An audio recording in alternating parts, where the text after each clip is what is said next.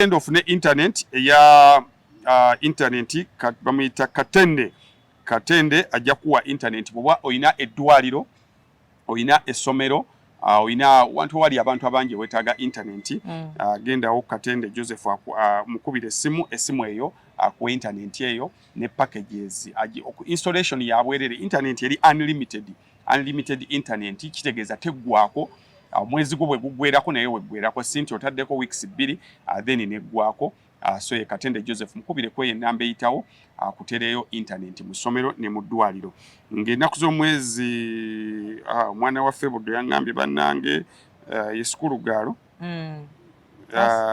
School Girl Diana ng'ennaku z'omwezi 17 August Buddo SS Febuddo ye Buddo SS bayina ekivulu kyabwe ku Kampala Serena Hotel gundi bagenda jikuteerako Sindi ne Azawi babawerekeddeko ojja genda nabo obawagire beba Febuddo Ani Sebunya aina annual prefects conference ey'omulundi ogwokusatu so nga bweyitawo oba oyina abaana omwana ba prefects ku luno be baagala ku Hotel Africana bagende babasomesa ebikwata ku biragalalagala then bwe banamala nabo baddeyo basomese bannaabwe ye Ani Sebunya the third annual prefects conference ku Hotel Africana ju naku z'omwezi 7 agenda kuba ku cricket oval Lugogo wajja okuba okuyingira jijja kuba emitwalo 2 then abali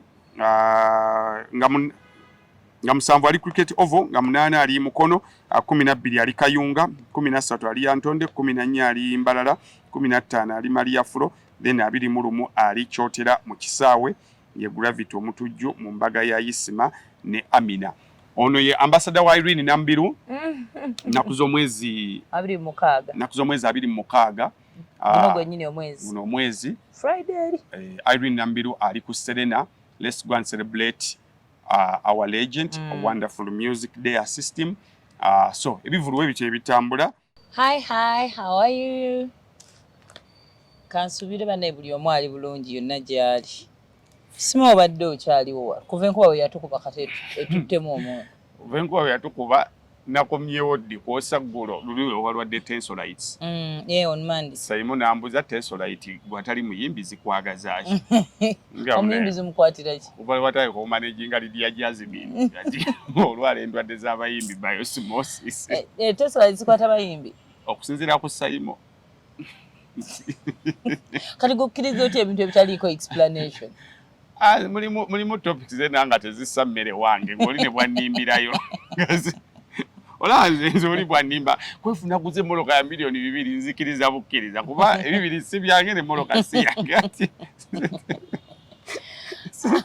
emugamu naye okuva lwakola ki lwatandika Lydia Jasmine wuyo ekyo nalabye ne gundi zimuluma mwiza gwe tukola ne kasukaali n'enzadde zimu. I think there is some infection around somewhere. But anyway, we are back. We are okay. We are better. Hope everyone is okay. Okuleka weather. Weather ye Kampala. Abali e Bulaya bo bali mu summer. Fe tuli mu winter. Before you musana. Okay. Before inaatera nga ne omusana era gukomyewo.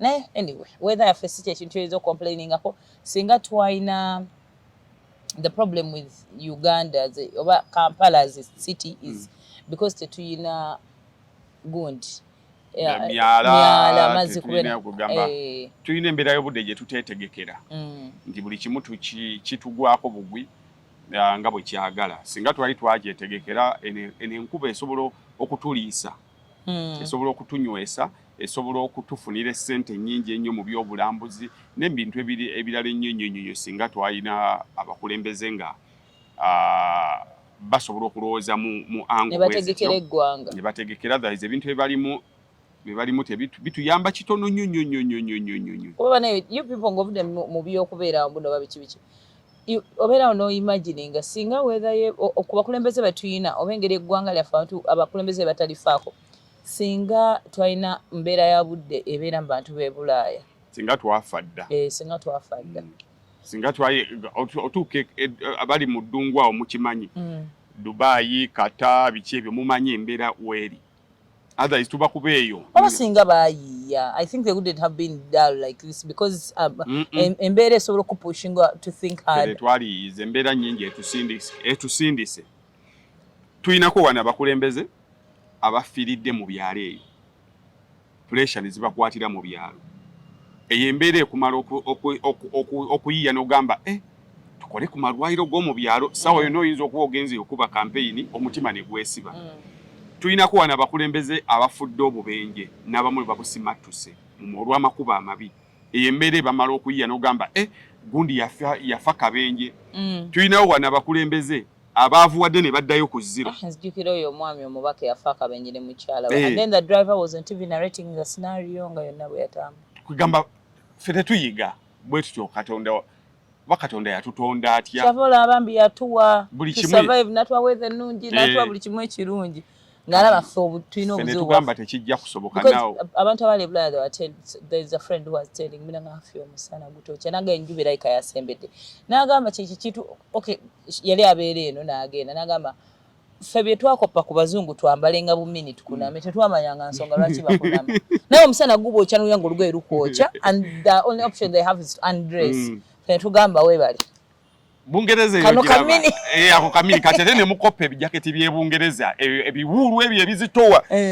Kakati omwana omusanga akyambadde wano mu musana pereketya. Omwana byekibutu kiri eno mu musana. Ne tukopa zino bazita fili gundi suits. Mundu otaddemu boxer otaddeko sleeveless otaddeko akabasket munda otaddeko ekigundi sawa no musanvu oli ku street otambula okubye ejjango buutu eriko wagulu ekyoya. Bali Abangereza bagamba laba omuva Bulaya nengo oli wawano waffe wawano omusana gukwoteza bwere bali babyambala for a purpose. Thank you. Yeah.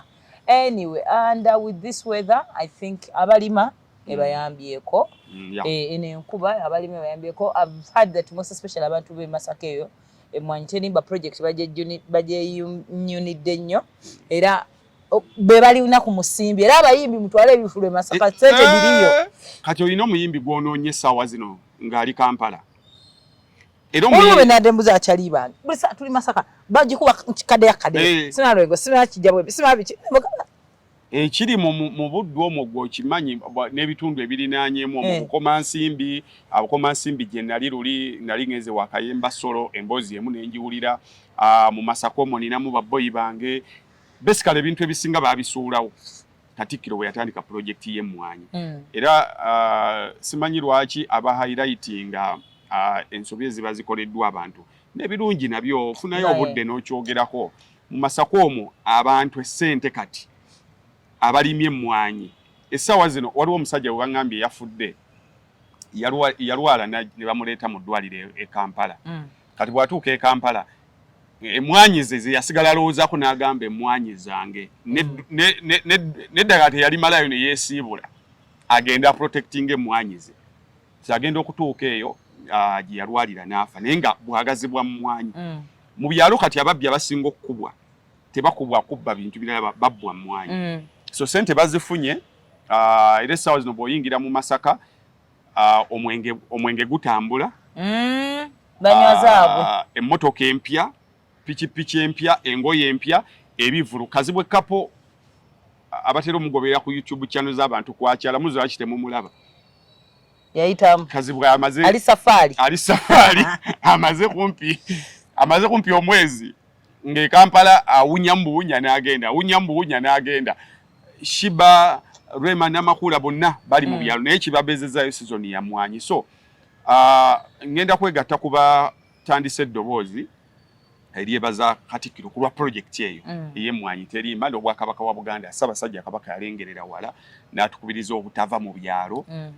Message ye yasembayo yatugamba tetuva mu byalo tusigale mu byalo tetutunda ettaka tuyiye engeri gye tuyinza kulikolerako nti family ekisinga okuluma taata bw'afa n'aleka acres 10 kugabana buli omu kugabana kutunda kyekisooka kyokka ng'okugabana ye last resort nga mulemeddwa okukwatagana okisegedde nti hafi tuyina business olugikola okugabana kujjanga last resort ntulemeddwa okukwata naye wano nga ne muzeeyi tannagira ne muzigabana. So Ssaabasajja yalengerera wala n'atugamba tutunda ttaka kakati emisomo egirina okuddako kati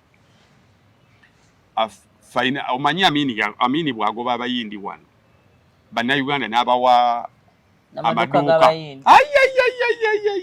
anti gaagwa tegaweza mwaka oba kukintu nga capital siwo bakuwadde sente otegedde naabo naye beetaaga kati kusomesa era emisomondozo egyandibadde giddako financial literacy bwe mufuna sente kiki ekiddako kuba oli babadde tebayina sente bayinaamu nga tebayinaamu kati bayinamu tebagambwako kakati kiki ekiddako bw'omala okuzifuna investments ezirina okuddako awo gwe emisomo egirina okuddako naye nga twagala kubebaza omwaka guno mpiseemu nyina boyi wange omwo abalimye emmwanyi gundi gwe abaana tebakyagala kuva wantu eyo mu byalo era ofuna wano omuntu n'agamba mpiseemuko ngenze kulaba mwanyi zaye kati fe abatalina byalo yeyoleke gwe tuyina omanyi ffe bakuzaala wakaliga buli kimu kiri awo wakaliga kati obayi mwaka ogujja njala kufuna wenteeka ekyalo ofuneko ku village nange ntandiko yitamuko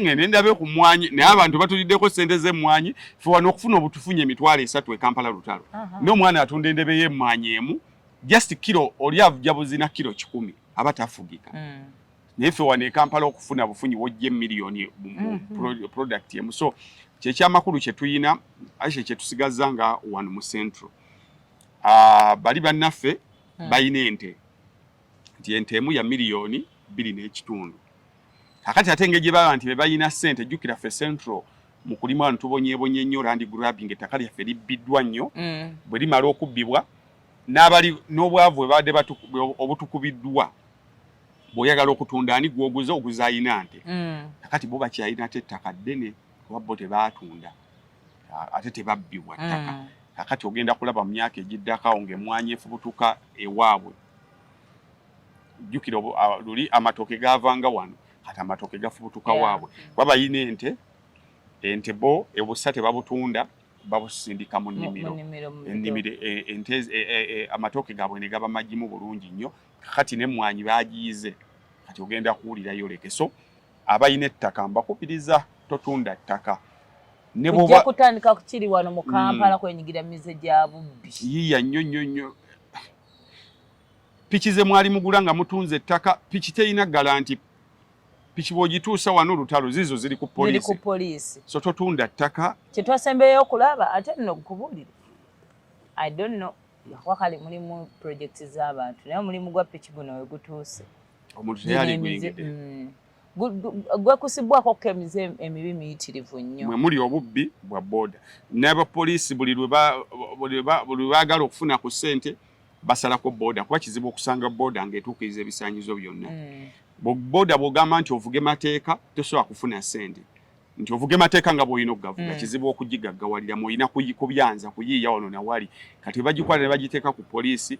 n'evundirawo booda za looni kati obubbi kyobula buli ayiga obubbi ayingira mulimu gwa booda kati bano abaana babbye ejjo neewunya ne poliisi okutulaga nti yeekanze nga babbye investor kati mbu yeekanze beekanze nawe they were giving you accountability amwe mwagala bagambe muno teboogedde beekanze egyo mirimu gyabwe nabo bakola bawa ripooti ku kino ku kiri naye nga abaana naddala abali mu Kampala wano idleness eri waggulu nnyo ekyo tuzze tukibagamba nti bino tebigenda kuggwa kyobula lwe twakola sobi lwatibwa video gye twakola twabagamba boddayo ku YouTube channel yaffe enkadde there are very many sobies abakyali behind because ensonga ezaleeta sobi zikyaliwo tezisobola kuggwaawo obwavu abavubuka bangi tebalina mirimu ettaka gye baligenze liri ziriko olaba bannanze waliwo ekintu kye statement nyentera okozesa olaba zibula akola yala nekuluma naye nga lunaku okeera nogamba lwatakola how are people surviving? I swear it is something I think about like 100 times a day naye nga olaba sente zibuzenza akola nga nsubireyo n'akasaala wadde katono kati ate emisala egisinga giri mu salary loan nogamba kati olwatakola ekyo naddi sikirozangako ekya salary loan naye taata okomajjira bako wano nga message nga toyina ziguddewo n'ogamba bisima byereere oba nzijjeyo ng'ennaku tezinnatuka oba bwe zinnatuka ne zinnemu okuzaayo kati ekyo sichi experiencing ngako nenge akalo wafunye image era kati bwe mbasifunye embaga wawulira nti omuntu afa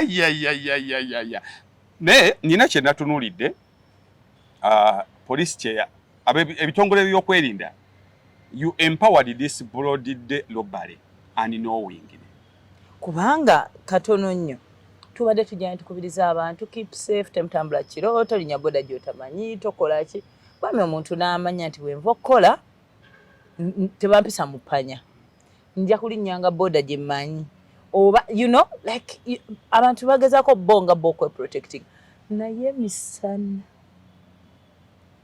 tukutuku ng'ensi eraba ate ensi neesigala ng'eraba bweti ekyo kyensi okulaba bitongole byakwerinda ekibyo ebyakyempoweringa lwaki bw'oba ogenda okukwata omuntu arresting oba wali okisomesa luddawa kyalika kyali ku TV procedure bwe balina okuyita to arrest someone weeri nti omuntu ajja n'agamba gyebaleko hafi webale nnyo nze musirikale nkolera ku polisi y'ekibuye kaadi yange oli mukwate ku musango gw'okukuba oba gw'ojja omumanyira ku poliisi abalina okubuulira oli mukwate ku musango gw'okutta so and so tugende ebisigadde buli kyoyogera wano kijja kuvunaanibwa mu kkooti ng'okubira abantu oba ne asayimo bantutte era so like you have a right to tell them bane kankubire ku bantu abo bamanye gyendazi ebisigadde nga mugenda ku poliisi kakati ffe ekiri e Uganda twafuna zikibooko squad simanyi oba ozijjukira ezo squad ezajja ezafubutukanga mu bitongole by'okwerinda mu biseera by'akalulu ne bajja bakuba abantu kati wagendanga okumaliriza nga bakolagana ebitongole by'okwerinda ezo zalinga squad za kibooko then ne tujja mu bano basima Black Mamba ne bajja ku kkooti nga beebise nga tolina nagwolengera tebalina kye banyonnyola ebyo biseera by'ababeesige Black Mamba wezitandika ne bayoola omuntu ne bamutwala waliwo Sheikh Koti gwe yali yakagira amita sheekaani oyo mu biseera ebyo by'okutta omugenzi Kaweesi ne bamuyoola nga yakava ebigere awo yinaani nono yennyini ono omusajja akamba ne babayoola swi ne babatwala then ne tujja ku mulembe gwa drone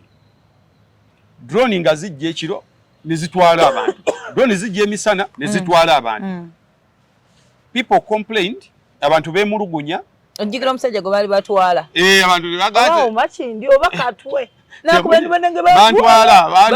bantwala kakati abantu bwe bagezaako okukiyingiramu jjukira waliwo etteeka oku-obstructing omulimu gw'epoliisi musango wayita ebbanga bano bagamba tetumuyina muba mulyawo nga waliwo ekitongole ekivuddeyo nga kigamba bannange ababadde basajja baffe era omuntu oyo tumuyina tugenda muleeta mu kkooti kakati omuntu wa bulijjo n'akaluubirizibwa okwawula ababbi n'aba security kubanga aba security mujjanga babbi kati ababbi ne bakozesa loophole eyo lwe lugero luli lwe bagamba nti omwana ow'eddalu ku kyalo asobola okufa nga tayambiddwa nti awalampa omuti gwa ffene n'akuba enduulu banange ngwangwangwa ng'ali mu kuwanula kifene kajjukira kifene bwe kiba kikkirira kijja kiyita mu matabi kiwaganya banange enfanfa temujja mudduka mugenda okusanga ffene n'abasekerera abafala bano wiiki ejja naddamu ekintu kyeki bw'akikola emirundi 3 ogwokuna temujja kumba ogwokuna agw'ebya ddala kati agwa we mwalize ne mumuyambira ne mumuddabiza ne mutwala mu ddwaliro buli omuntu ajja agamba ani oyo naawe ali mu lugundi n'afa bw'atyo kati n'abantu batunula kuba ekyabadde ku Esokkoona eri bize we wali university ya Victoria University waliwo waggulu wali National Theatre basically it is a busy place ne buli muntu yatunudde butunuzi abasajja ba boda ne bajja ne bakola bye bakola ne balinnya boda zaabwe ne bagenda ngate bakolera ku pesi yaabwe bulungi nnyo kakati gwe poliisi ovunaana abantu bano okubeerawo nga batunula gwe ensigo yaliyo singa abantu bamanyi poliisi bwekola emirimu gyayo mu bulambulukufu nti bwe bajja ewuwo bw'oba oli wa opposition bakweyanjulira nti ovunaanibwa omusango gwa ABCDA kubira abantu buli muntu. Also me I doubt if there is someone omuntu asobola omweintroducing a Uganda nagandi wa security this is my ID tugende ku police ye Katwe. N'ogaana. Otya. Era n'abaliwo bakugamba genda tunajja teri yasobola ku resistinga. Era nebagenda ne bagamba abantu bannaye gundi bamukutte bamutute ku police yawa. Nemwe bwe mujja kivanduro bye mubadde mukola okuva mu kizikibooko squad n'emiggo na buli kimu.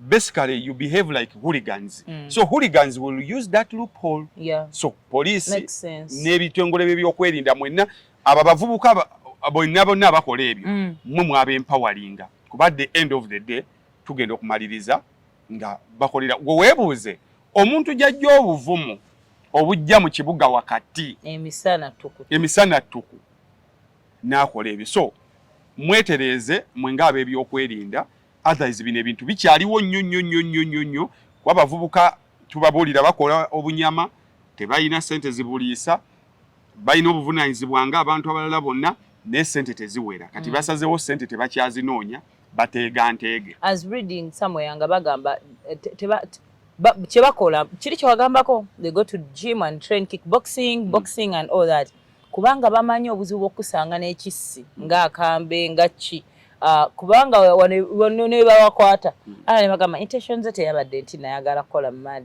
kutta muntu just mbe nga bamuteera ku bbeiro ng'addayo ku duty era tebatambula mbunabisi naye ayinza okukuba eŋŋumi omusajja oli bamukola batya oli eyatuuka bambi baddamu ne bamusambasamba n'atuuka seeing him on NTV ng'asaba buyambi mu operating babukubi bakuba akataffaali n'oli yaluzinga memory bamukuba eŋŋumi omwana akukuba eŋŋumi n'ogaba bakusaze eki n'aluzinga memory kati oba oyagala asooke fumita muntu kiso pakati mwe mwebuzi lwaki e Rwanda tebiriiyo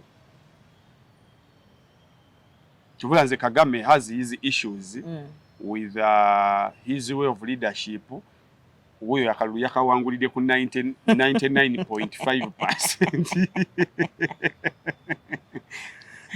Ate nakigumaze ekyabali Kagame yawangudde akalulu abasajja basseyimu ku 99 bona ne mu 5 bafuna tebali serious. How can a presidential candidate look like that? Ate kati yakala atulula atya obufaananyi bwali bwa serefi but they are serious people. Yawangudde akalulu ke ku 99.5%. But Kagame somehow you tend to understand his people.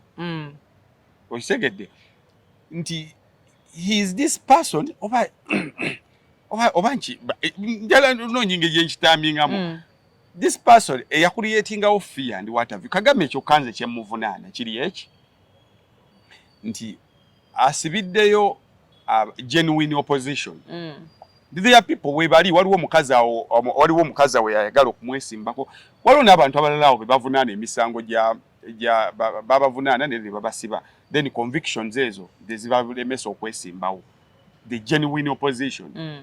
Kati bano baboyi webali baboyi be bagabanye 1% actually ne 1% teyaweze kubibagabanye nti bwotunulira media house zonna ezagenza okukavalinga zikavalinga nkuŋŋaana za Kagame gwalabyeyo ku nkuŋŋaana za Mpayimana tiwazirabyeko era Mpayimana olwa by yesterday teyabadde by Monday yali Monday Tuesday yesterday babadde bamaze okuconsidinga nti bannaye tuyagala okuyozayoza omukulu atuwangudde okitegedde kakati ye kyemuvunaana nti those forces bolemesa abantu abo genuinely nti oli mukubabikkirayo nti sometime bagenda kubusting omulundi gumu bwe bati okitegedde so singa wakati mu birungi byobakolera ne kino kibakolera ng'ekirungi n'obaleka ne beegazaanya ne beesimbawo n'ofuna oba 51% naye nga like it's genuine.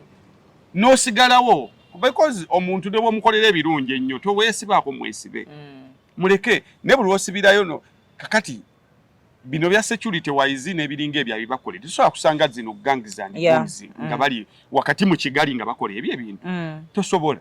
So wano nsabanga bwe tukoppa ngeri ki gye tuwangalira ku kyalo kino tukoppe obulungi butuva luddawa mu kuwangala ku kyalo kino. Otherwise abavubuka nakugamba abaavu nga bayala nga tebeebase nawe mugagga tojja kwebaka. Olina okuuma emmaali. So ba investor namwe abantu abajja ssente mu banka mubeeko tips ze mutambulirako.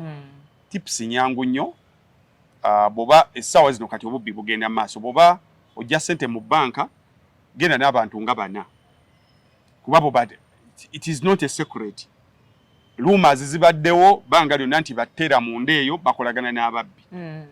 Boba wakajjayo ssente mu banka beba bulya nti oyo afuluma yambadde bwati ne bwati ava kujjayo ssente. So you can have like 2-3 people azijjayo mulala wakati awo nga bwe mubiraba mu filimu muzichanga misawo afuluma ne ssente mulala afuluma biki mulala then you move to digital banking. Osasu enako zino anyway lwakuba digital banking ekizibu kyeyina emisolo. Yeah, emisolo miyitirivu. Omuntu atunda ettaka lye obanga withdraw etaweza mitwalo 10 kale katuge mitwalo nga kale katugambe mitwalo nga nzijukira bansalako ko mutwalo. Osooteka ssente okwata obukadde 5 ng'obumpeereza boda ne kujjako 15 banka ng'ekujjako gumu 3 oba gumu kitundu. Then kakati ne bali abalingiriza waggulu aba URA abantu tebakyayagala URA ebalingiriza nti otunda ettaka lye miliyoni 10. Jukira abantu engeri gye bafunamu ssente zaabwe kati nzibuzibu. Bajja awuli agamba kati bwe miliyoni 10 bwe nziteeka kwa kawuli bajja buuza nazigyewa n'ebiringa ebyo. Naye ideally kyandibadde nti ezo business nkuguza ettaka lya emmotoka miliyoni 5 bwe ziteeke mwaka ku banka bwe ndeetera bank slip ebisigadde bitambulira. Okitegedde. So tulabe engeri gye tuyinza okukolamu obukujjukujju. Otherwise bano bo ate bagenda kuba ba investor kuba buli kale enjeru balooza erina ssente. Kati omusajja atu bamukubidde kyadde n'emitwalo 15 yafunye ebikonde bya miliyoni 5. Ebikonde si kale kasaba nti bamusi naye ababbi balina osasulwako be bajjako booda balina okugabana muyinza okwenyiigira mwana ddi nga mubbye ka laptop baga ka laptop ka miliyoni 2.20 naye era ko street bajja katuma emitwalo gyabwe 5 na maanyi. So bakoze roosi basajja batu twongera okutuusa okusekerera kwaffe nti emirimu bwegityo emirimu gisala naye mama business eyo yabasaze nammwe. So kale tugendeko mu olusirika lwa NRM lwawedde information gye twakafuna yakavayo ku bye batusuubiza nga kwa kino tekyalimu naye katugenderaawo. They spoke about commercializing politics. Abagenda leeta etteeka erigaana omuntu okwata omusimbi n'oguyiwa mu bululu. Mususse bana omuntu ateka ssente mu kalulu n'ogamba agenda zijjawa azijjawa ye. Abaana bafubutuka mu mawulire for example one naawe akasaala kafu okamanyi n'ayingira ebyobufuzi n'agenda ng'omubaka n'alyoka ayiwamu omusimbi ogutokomoka. So that's what the government wants to regulate. Basobola okubeerako n'ekkomo. Njagadde nnyo Daily Monitor engeri gyekireeseemu. Daily Monitor ndi mu kunoonya wano omutwe gwayo engeri gyegukubye. Tekuli olina mawulire ekigali. Actually gwegano. Government plans to jail big campaign spenders. Underline the word government and underline the word jail. Then campaign spenders plan kijeo. Government to jail big campaign spenders. Lwaki plan kijeo? Because plan teyeetaagisa jail kati yeetaagisa essaawa zino. Tetaga jail. Kuba olwedde ba culprits webali. And who are the culprits? The jailers. The jailers. Anti bagenda kwesiba. The government in power. Bwe tugenda nga tusiba ba campaign spenders. anti the government in power yonna ebegenda kugwera muntu. What do they spend that money on? For what? One, kati nze mbaddeko ndi mukwano gwa bannabyabufuzi. Omuntu okuwangula akalulu omusajja yaŋŋamba omuntu nga mukoddo gw'ogamba nti bannange gundi mukono gaamu emiliyoni ebi bigwa. Oyo gw'ogamba nti abantu bamwagala genuinire era akalulu bajja kamuwa emiliyoni ebi bigwa. Kakati gw'ogamba nti aspendinze wakati we biliyoni 2 ne biliyoni nga 3 abantu baziteeka mu kalulu. What?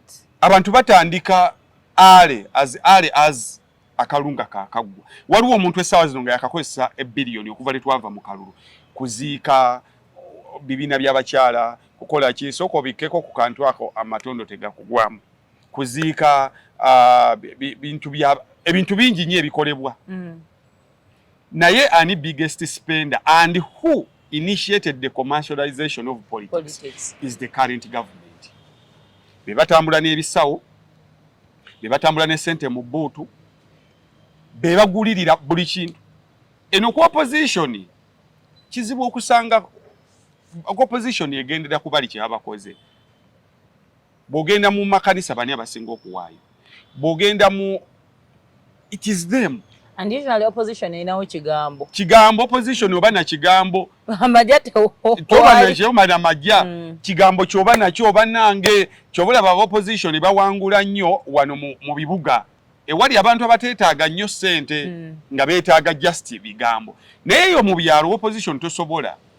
Lwansonga abantu bo mu byalo. Baagala sukaali mugambo ogwo. Baagala munnyo, baagala kuweerera baana baabwe, baagala gwegenda ababaka bo mu byalo tebakyadda nayo. Otherwise ogenda okuddayo ng'oyina embaga ez'okubeerako. Omubaka ku weekend aba n'embaga nga 7. Aba n'okuziika kwa mirundi nga 6. Kyovula ba speech bazitabula. N'atuuka ku mukolo n'agamba bannange omugenzi namumanye ebbanga ddene abadde mukwano gwaffe. Naye abaana be tugenda kulaba engeri gye basomamu bamalamu ku makama. Ono faaza gwe tuziika. Tuziika faaza kyusa speech nga badde wa faaza so kino bwe kiba kyakujeyiringa abo bennyini abali mu government bibagenda okubeera jendi tubbiddwa nnyo kyobola abantu abali mu buyinza mu bifo batubba lwansonga ssente balina okuzijjayo ze baateeka mu kalulu balina okuzza ssente zaabwe kati gwe bawangudde ofa bufi ofa bufi. After spending $1 billion. Batwala ebyapa byo nyumba bazitwala ofa people are collapsing. Dead ne bamugamba towangudde kalulu n'afa. Because the state kubina ne bayika emisaayi muli mu sente. Naye who initiated that? The government the officials. With the money. Be batandika ebintu bya commercializing politics. So bwe muba bakusiba basebo.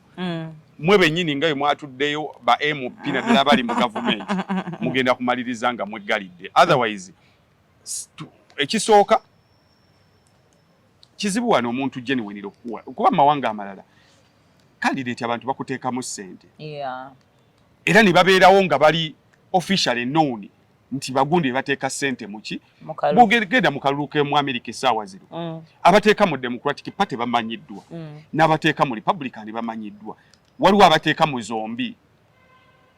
Waliwo omusajja muyindi yateeka ssente mu Democratic Party alina business ne teriyo yali amukutteko waali akola mirimu gye ateeka kati wano tewaliwo business esobola kuteeka ssente mu opposition era bazibateekamu nga beekwese because nomala omanyibwa nti gwoteeka ssente mu opposition lutalo wano ziwoteri muziwulidde ezigamba nti opposition bapangisiza babeeko kye bakoleramu letalo ne bagamba munnange nga bw'omanyi miyaŋŋani mugende eno ne bagamba waliwo yatadde kyobulaba kizibu okumanya ani ateeka amafuta mwezi tuwazi gwe bagaye ba Bobi Wine babyekolera tuwezo ze bakola biki there are people here abateekamu kokka sente ne buli bagamba sipiyo kunyigira eno ni abateeka ate sente mwene ali mu bubaye balwatu we bali abateeka mu ssente ne bagaa gundi yatadde mu ssente gundi yaweereza ssente bweziti ne basobola okutambula. So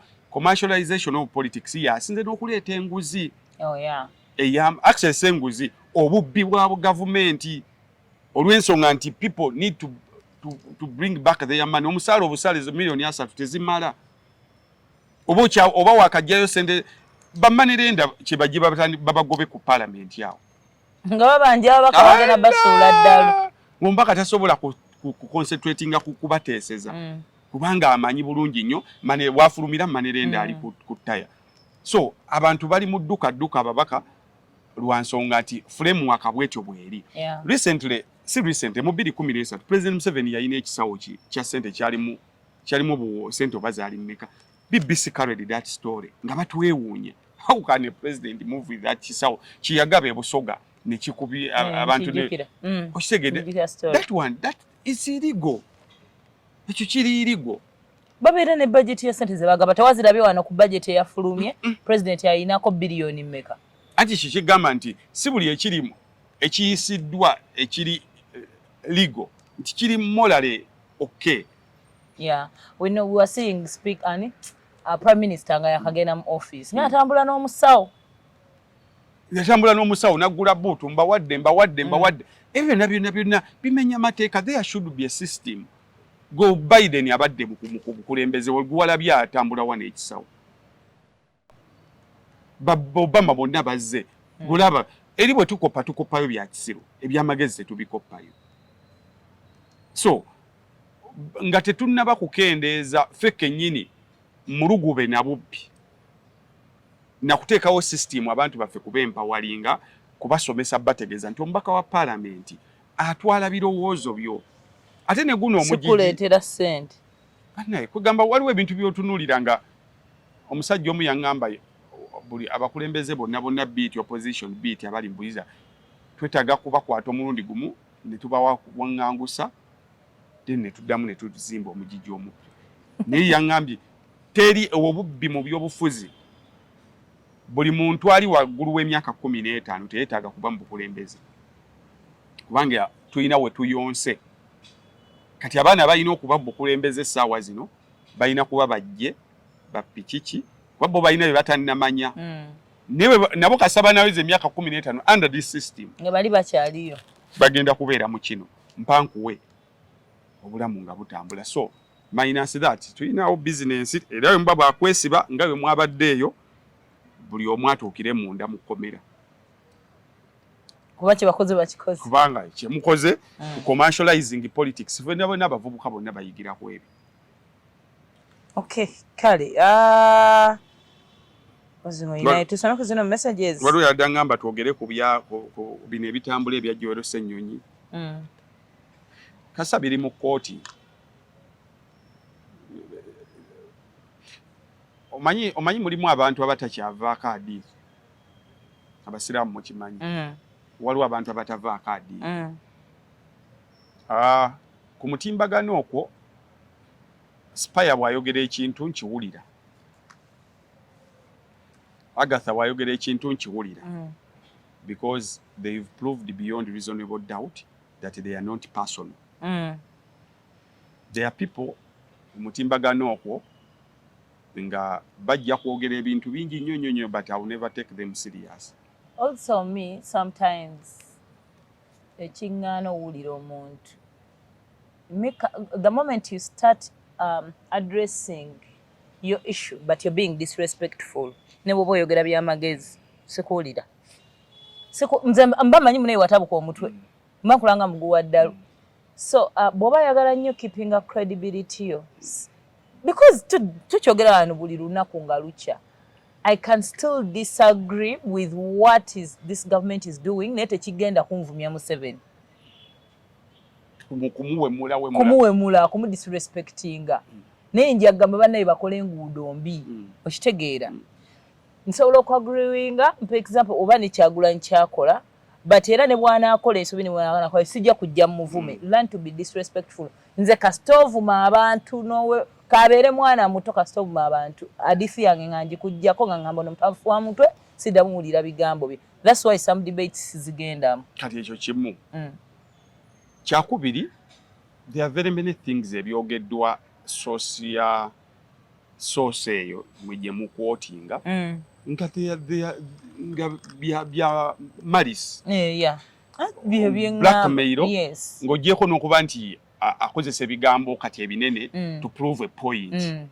Omuntu alina obujulizi afi ng'emmotoka eyo yange gy'ovuga osobola ne bw'oleeta abantu bone mwekalakaasa nze sirika busizi ngamba I've just grown to understand that nze nayagalanga nga omanyi bino byetubanga toli baana bato eyagala okakasa nti sigwakoze omusango kati nze busungu obungi nga nkaaba kati ngamba njagala maama wange oba tikyantegeere by the time I have cried nze mutuufu nenkiga ne ngamba ne bw'oyogera ebadde ina okwogerwa someone will understand kati kooti yeyinza okumaliriza I've been to court mbetera okubeerayo bali abalamuzi bane bakakkanya ne bw'oyogera ebintu mutwalo yakulaga alina kyagenda okugoberera kwagenda okujja ekituufu so kakati ebyo ebintu by'omukulu oyo nga bagamba treat them with the contempt they deserve. His personality, the way he delivers his message, ne blackmail zazakola adithi ntono kyobola sijja kumudiscussinga. Then yani omulago nalaye bayisaamu eggaali awo nabyekade bayisaamu bana abaana bakidoomoola eggaali. Story y'abakidoomoola eyo ku byemmanyi sijja giyingira. Nja gitreatinga abalaba Spice Diana lwe bamuyita okuyimba ku event ya Muhoozi. And nafuna blackish from people, why are you going to sing? Ne bagamba omuntu mumulinde ku bikolwa bye. Okuyimba obuyimbi si kye kimuyingizisa, mumulinde ng'avuddeyo. So Kidomoole bazonto mubaleke mubalinde ku byagenda okukola, because abantu betudiringa nabo basobola okussa mu position ng'olina obba meetinga lwampaka oba oyagala oba toyagala. Okisegedde. So bw'ovaayo byoddamu okwogera abantu bebajja okuyimirirako okujagira. So Kidomoole bazonto mubaleke bakole emirimu gyabwe. There are people abagezaako babuukira ababagamba twamututte waagundi tumutwale waagundi, tebalina gye babatutte, tebalina era nabo bennyini kyovula baafunye muntu aboogerera, bo bennyini tebasobola kubyogera. Baafunye muntu gwe banyumizaako beefuule nti bakabejja balina gye babatutte, they never taken them anywhere. So ebyo byonna let's focus to ebintu ebitambuza eggwanga lino. Nkugamba buli lunaku kyekintu kyokka ekigenda okununula eggwanga lino. It is you Gwandaba. It's not any politician. Agenda. Wana ka clip kagundi Kanyamutoro yadda ayogera. It was some graduation and she was addressing. Nagamba bingi binyo byayogera, but it was about democracy. Nagamba naye no one is going to be democratic for you. No one is going to be. The point was you. Ne Kayindo Tafire lwiki yayogera. Yagamba bannange obubbi bungi naye abantu bajja abagamba eyo tubabbira, we are still balimba. Young people rise up and tell us enough is enough. Or that is Kayindo Tafire. So the only person who is going to atagenda kubba mu ggwanga lino gwe Gwandaba. Omuntu yekka agenda okubaako enkyukakyuka gy'okola mu ggwanga ye gwe. Kyobula baffe tetwalindayo bantu kugamba nti babitwogerere. Lwaki kundi we opened up a YouTube channel so that our views can be heard. So gwe ali eyo agamba gundi yakoze bwati, ezo emboozi zikyajja nnyingi nnyo. Emboozi za gundi yabbye, gundi yalidde, gundi yakoze bwati, zikyajja nnyo. Abatuufu we bali ababba n'abakyamu we bali nga bakikozesanga blackmail okugamba nti tumujjemu tumudifuse nze tutya. Kakati ate bwe babamanya nti mwe muli reactive, buli ekijja musooka ne mu reactingirawo nnyo ne mutamanya nti kakati engeri luli gye bakuba kwefu gye yakuba hafi nga abbye essimu kakati engeri kwefu gye bamuteresezza essimu ya Sayimo naffe soke tukiyiseewo nti tiyagibye osegedde kati naye tusoke tumulabise nga bwe yalabisa gundi minus that nga muli reactive buli ekijja temusooka kulowooza muvuma buvumi mugenda kumaliriza nga mwemazeemu mwekka amaanyi so the only person goyina okulowoozaako alina okuyamba eggwanga lino is you not the president naye byamusukkako not your politician your favorite politician naye ayinawo ekkomo lye bunalabye ekyokuyiga kye najje mu kalulu k'e Rwanda najja kuwa ne tukolamuko video negamba naye wakati tugenda kuddayo mu kulonda nga akakiko k'ebyokulonda appointing authority ali ku ballot paper akakiko k'ebyokulonda nkakyatambulira ku mateeka ge tutekeriziganya nabo negambako nabo batubibalekere kati abanziramu wansi mu comment section agamba kakati tubobibalekera kati obo oyina nteekateeka ki that video I remember it very well kati nakirabidde e Rwanda nti omuntu asobola okuteekawo awo abeesimbawo genuine abali genuine bwe mugaana ng'afuna abantu just yeetaaga people who are going to sanitize his victory abagamba bannange yatuwangudde demokrasia omusajja yakakati b'obusava bonna abagenze abamu ku baakulidde b'obusava e Rwanda is eyaliko omulamuzi w'e Kenya kati naye bw'atuukayo nalaba nga abantu balonda under fear ye betagenda bitunuulira abantu balonda baatambudde ne bajja ne balonda n'abeesimbyewo oba be Katumba oba be baani ye musajja watu awobuzavi ngabo basaze mungi akerera ku ballot paper sikuwakanya wane Uganda buli kimu kisoboka ne weesimbawo wane Uganda weesimbawo ayi munayo Umani MP wa munyize presidential candidate munyize temuzze ku ballot paper mwe babitwe nze bambalidde nga bakubira ne kubya kafaananyi n'obulamu buterera nga butera so kye nalabye Rwanda ndibo genuine gundi kastefuna weeremesebwa kuba kati oli ye yabayiteyo mu ebyo sima conviction biki nga conviction era oli against the government ye ko convictinga abo abakujjeko nga baleeta mwami Mpayi ne kyaliwe mwami Mpayi bamujje neno has something aba bikoze bitya nga bamusanitize nga kati ogenda mugamba ki ali ku 99.5%. Kale obudde bwabula bugenze ne mudakika nga 2 onagamba compare these songs Woolly by Jamie Culture and Njalwala by Aronix walukola salukola nanga oli yabbi comparing later naye Aronix oluyimba lwe yalujjeeyo mu Shabarara waliwo some sound mugimanyi okwo ku TikTok etambula nnyo bazikomparinga nnyo yasalamu busazi beats n'azikendeeza neyongerayo sharara we yajjawo sound n'agattamu n'agikendeeza then waliwo Gayo nosoma comment ya Gayo ne yasembyeyo sijjo badoddamu Ugandans we are still too behind and like once someone mentioned God gives you the president you deserve. Someone came and mentioned here to destroy I am here to destroy no yaze na mention I'm here to destroy no nti omuntu omu yajja n'ababulira nti nze kindeese ku I'm here to destroy no same person attacking LOP leader of opposition. And you can see everyone giving attention to such allegations from such a puppet. Nti omuntu eyajja n'abagamba nti omulimu gwange kukuba kibiina kiggwe kati ate omu yaze na allegation. Have tuzeeko ntumuwa obudde n'agamba indeed Mr. Museveni will remain the president until the end of time. We aren't even ready for change. We are a nation that deserves Museveni. This is who we are. We destroy our own hope. God bless Uganda. Oyo n'ababonyaabonya omanyi gwakolera.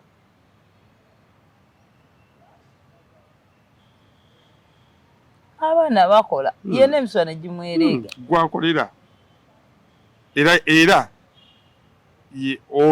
oyo musanyufu nnyo ng'onaavumwa era campaign zonna ezivuma ono yaziriye mabega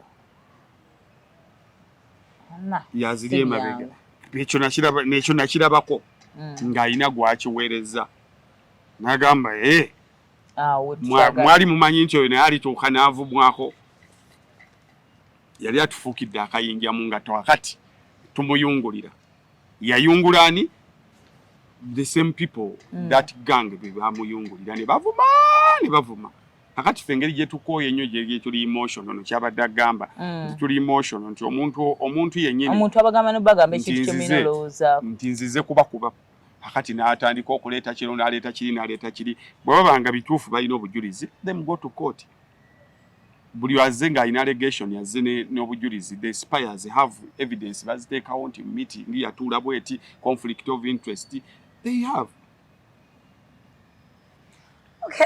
ebisigadde tunaabiraba genda ofune internet eya internet bamuyita katende ajja kuwa internet bwoba oyina eddwaliro oyina essomero oyina wantu wali abantu abangi wetaaga internet gendawo Katende Joseph mukubira essimu eyo ku internet eyo ne packages installation yabwerere internet eri unlimited internet kitegeeza teggwako omwezi gwo bwe gugwerako naye weggwerako sinti otaddeko weeks 2 then neggwako so ye Katende Joseph mukubire kwe enamba eyitawo akutereyo internet mu ssomero ne mu ddwaliro ng'ennaku z'omwezi omwana waffe buddo yangambye bannange ye Skulu Gaalo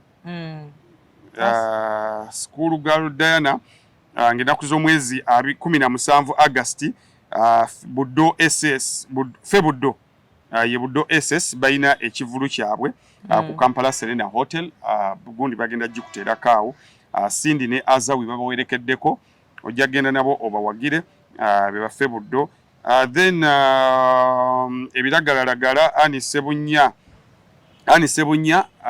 ayina annual prefects conference ey'omulundi ogwokusatu so nga bweyitawo abo oba oyina abaana omwana ba prefects ku luno be baagala ku Hotel Africana bagende babasomesa ebikwata ku biragalalagala then bwe banaamala nabo baddeyo basomese bannaabwe ye Ani Sebunya the third annual prefects conference ku Hotel Africana ju naku z'omwezi 7 agenda kuba ku cricket oval Lugogo wajja okuba okuyingira gijja kuba emitwalo 2 then abali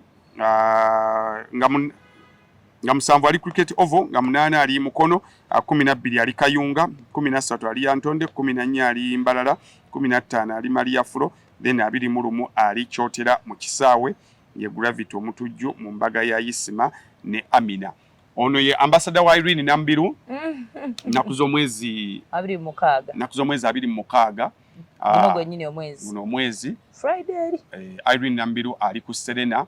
Let's go and celebrate our legend, a wonderful music day system. So ebivulu ebyo ebitambula ebisigadde tuziganye either enkyewa naba waliwo ekiri agent ekitalinda oba ku lunaku olwokutaano. Ciao. Gono go wa nyono nakakantu go wa kaleeta mu ciao.